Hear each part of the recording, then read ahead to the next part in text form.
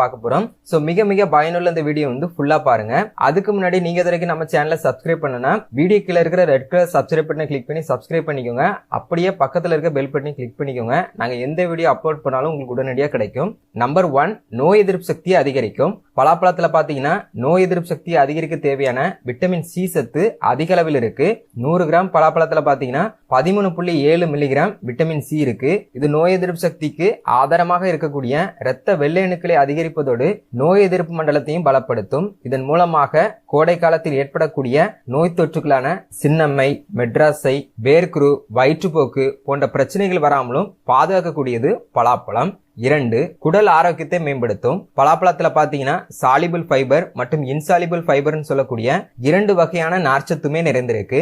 100 gram பலாப்பழத்துல பாத்தீங்கன்னா 2.5 gram dietary fibre இருக்கு. இது வயிற்றில் இருக்கக்கூடிய புரோபயோட்டிக் என்னும் நன்மை செய்யக்கூடிய பாக்டீரியாக்களை அதிகரித்து குடல்